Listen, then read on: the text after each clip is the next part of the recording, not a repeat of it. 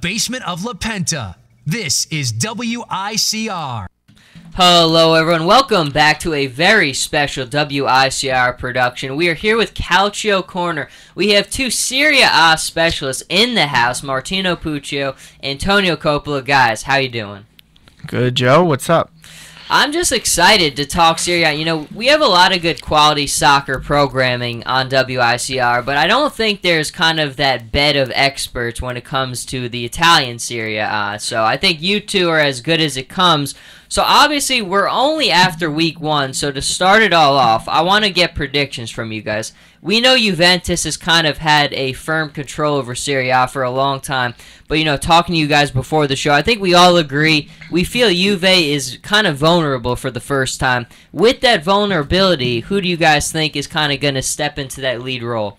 I'm going to say this, Joe. For the first time in maybe, at least since last year, the league is back. Juve took control of everything last year. They ran away with the league.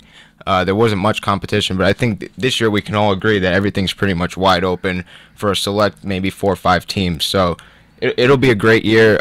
Personally, I think Lazio is going to have the upper hand, and I really do think they're going to take the league this year. Wow. All right. I'm not too sure about that because they couldn't even get into the Champions League. They got knocked out in the knockout stage. But everybody is getting better, and it helps that more players are even coming into the league in the first place. You know, there's not a lot of people leaving. Yeah, Pirlo left, but that's a little different situation because he went all the way over here. Then Vidal left. He went to Bayern, you know, over there. But most of the teams stood pat. I mean, Milan made some additions. They brought in Carlos Bacca. Balotelli's back. They got all these guys, but for the first time, probably since they won the World Cup, the competition's that strong in the league. Because Inter was running the league for 4 to 5 years when they won. Then it was really Milan, Juve for a couple years, and then Juve just went on this run right here. So now the tides are pretty much turning again, and it's wide open as far as I'm concerned. Until I'm proven otherwise, I think it's anybody's game right now between 5 to 6 teams probably. Well, I mean, we get quite the treat because this weekend, right off the start, a huge heavyweight title fight in Serie A. Juventus in AS Roma. Roma getting the home match this time at Stadio Olimpico. Guys, at the end of the day, I think whenever we see Juve lose in week one, I think it's always kind of a shock to the system. Roma also, they pulling off the draw in the first one. Moving into this game, though, I mean, very big implications early. What's the situation right now? Because Juve coming off that loss, they've got some injuries. Roma coming off the draw. Who do you think has the edge here? Is it where is it? Is that the Olimpico? I believe it's at Stadio Olimpico. Yes, it is. Okay, yeah. If it's Juve is looking really vulnerable. They have a lot of injuries, and Roma at least bounced back after giving up that first goal last week, whereas Juve lost for the first time opening week in their history. So only under Allegri that would happen, of course. So that happened there, and honestly, I just don't see. I could see Roma winning this 1-0 or 2-1. I don't really see Juve coming out. They could probably try and pull off a 1-1 draw. I could see that happening too, but I see more of Roma winning this game and trying to leap ahead of Juve, and Juve could possibly start out with no points through the first 2 weeks, which is huge. That would be something. I have to agree. I like Roma in this game. You know, Juve is still Juve for the most part. I mean, you mentioned Martino. They lost Pirlo, Tevez, a couple guys, but they still have the world-class players in Morata. Obviously, they have Buffon in goal. They still have most of the guys on their back line, Pogba. So, you know, they're still there, but at the same time, they're not. And I just... We talked about this before the show, actually, a few minutes ago. We want to see a tie. It would be the best thing for the rest of the teams in the league in terms of competition to get to the top of the table.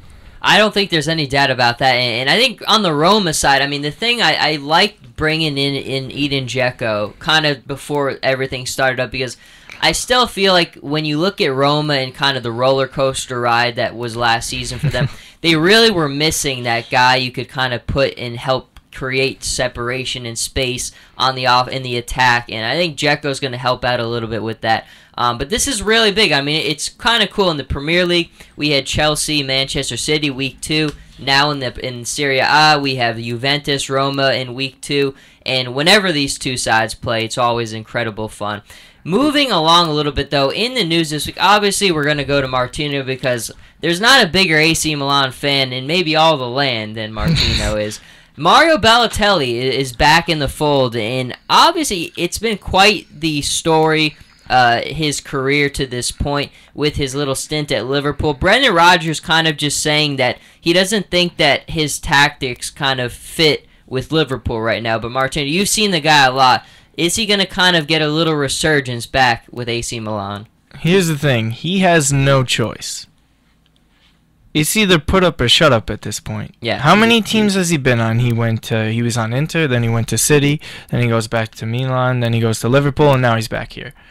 Liverpool, that's half their fault too. Why do you say a year later that all of a sudden he doesn't fit into your tactics? Why do you spend that money after you just got all of it from Suarez? Expect him to be Suarez when he's not even close to his level. And especially when they didn't even give him the type of midfield to give him the service that he needs to score. Now, a lot of people like to compare him to J.R. Smith over here. Frank Isola does that most of the time, but I say he's more Jay Cutler. Because everybody knows all the talent he has, and they've seen flashes of it, but his head isn't screwed on right. I think that's the biggest thing with Balotelli. It's just the head, and because again, that talent is there and it's undeniable. But it's all that mentality with him. It's there. He scored 2 goals against Germany in the Euro semifinals to put him in that final up against Spain. How many guys do you know? And that was in 2012, so he was 22 years old at the time. 22, 21 years old. How many guys do you know that could do that? So that's what gets everybody so frustrated, and when he played at Milan, everybody got frustrated by it because it's stupid cards. It's talking back to people. You don't talk back. I coach kindergarten soccer players. They don't even do that. Okay? And he's been through some recent tragedies recent tragedy with his adoptive father passing away. And I think from his interview, it seems like he's more humble now about this situation, and he realizes that this is his last shot. Because if it doesn't go well here, who else is going to bother him? That's a big club, at least. Well, that's the thing. I think I heard some interesting opinions where somebody said, well, maybe he just kind of has to go to the MLS to get his head on straight, kind of appreciate where he was and where he has to get back to. I don't know. I doubt that would ever happen. No. But again, it was an interesting opinion. I would never let Mario out in New York City. If he comes to America, his career is over. I'm calling it right now. There's no way he could be able to handle it. I mean, unless he goes to Toronto or Orlando or someplace like that. Him as Giovenco? Yeah, I could see that. But I putting him wherever in L.A. New York's the worst possible place. No way. There's no way he wouldn't be able to handle it. And Martino mentioned all the stuff on field with the cards.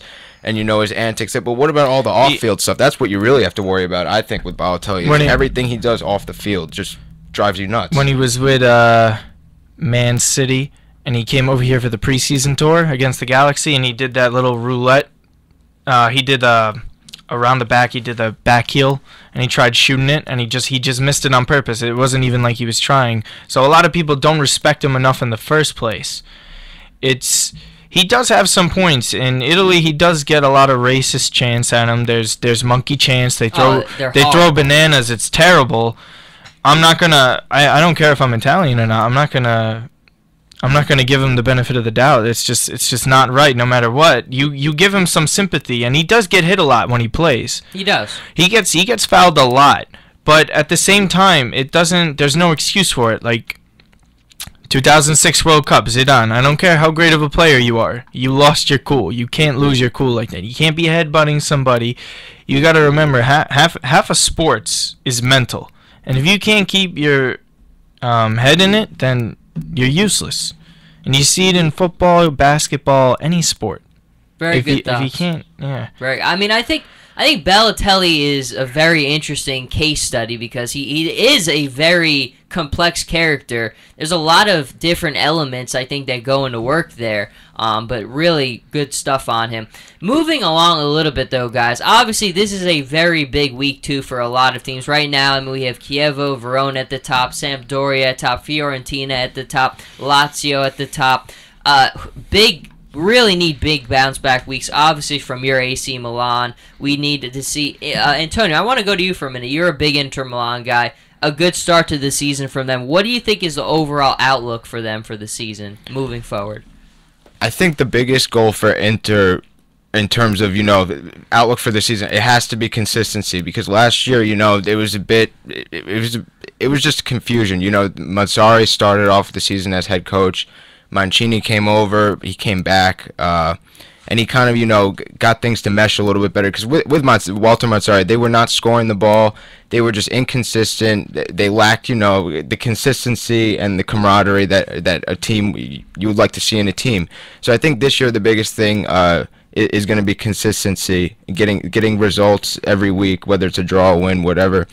But in terms of outlook for the season, I really could see Inter getting third place in Serie A. I think it's definitely something that they can aim for. They've got great additions in Jeffrey Kondogbia. They got guys on the back line now. Miranda, send Andrea Ranocchia to the bench. Send Juan Jesus to the bench. Get rid of those scrubs. And I think one last thing is the attack. Like it is. I love it. The attack is the most important thing, because Mario Icardi is not worth the money he's getting paid. He signed this for. You hate him so much. He signed this for. I get so.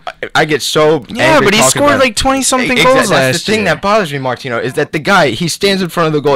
He scored like 3 goals against Sassuolo. He scores against Empoli when it doesn't. He scores those goals that don't count, and that's the biggest thing that bothers me. Yeah, but so does Di Natale, though.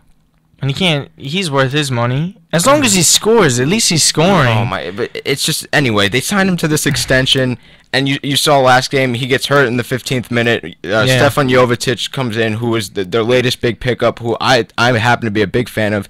And in the 90th minute, he puts the ball in the upper 90, and they win the game. So that's the guy that can make a difference. Now, Mario Icardi, I've never seen him score a goal from outside the box. He's always standing in front of the net getting headers or getting tap-ins. Palacio will pass him the ball, and he'll get a free goal. It's just stuff like that bothers me. But in terms of Inter as a whole, I really could see them competing for that third-place spot. Well, that's funny, because before we ended the segment, I wanted you guys to give me your final 3 for Serie A for the season as we move into the break. Give it to me. Martino, you start me off. Okay. Final 3 for Serie A. Oh, jeez. It's really hard, because I like waiting at least a couple weeks in, because you could tell play style, but... We won't hold it against you. Okay, initial thoughts. I mean, if Juve keeps this up, obviously, I think it's going to go Roma. I can't see Juve falling out of top 3, so I got to go Juve second. Third place is really tricky. I don't see Napoli, because they don't have the defense whatsoever to stay up there. They're probably going to be in the 4th to 5th range. Milan, there's still too many question marks. Honestly, they don't look like they have it together yet. Inter, it really depends on how they play. If they keep playing well together, if they're consistent, like Antonio says, I really do see them getting the 3rd spot, because they're really talented. But I'm probably going to go, Roma, Juve, Inter right there. I could see Lazio possibly creeping in. They're a really good team, but Klose is hurt. They don't really have a striker right now. So I'm going that for the top 3. All right, Antonio. Follow it up. Well, I mentioned Lazio in the first place spot before. The only reason I said that is because they turned it on last year. I'd say probably the last half of the season, they really turned it on. They really gave Juve a push. I mean, for lack of a better word, for what it was worth, Juve really ran away with the whole league. But I see Lazio getting that first spot just because of their experience. I love Miroslav Klose. The guy's 37 years old, and he still plays like, he's 20. I really like him. He's got the experience to lead that team. Second place, I see Roma getting the second place spot. I think it is a battle between Lazio and Roma, but in the end, I think Lazio is going to take it. And then, like I just said, Inter is going to take that 3rd spot. I really do think so. Mancini's back, and he's really a great coach, a great manager, and I think he knows what he wants in his team. And he was really, when they made those acquisitions in the transfer market this past summer, he was really looking for specific players with specific skill sets that they lacked last year. And I think this season he's going to have a great year coaching this team. Very interesting. I think Martino and I are kind of along the same line of thinking right now. I got Roma #1 right now. Obviously, you're worried about the defense at times, some of the defenders. The attack at times you've really got to worry about because there are times where that attack just falls apart. Goalkeeping, too. Oh, goalkeeping is Chesney, a part. I don't care where he came from. I don't think that guy's that good. No. At all. Absolutely not. But I don't.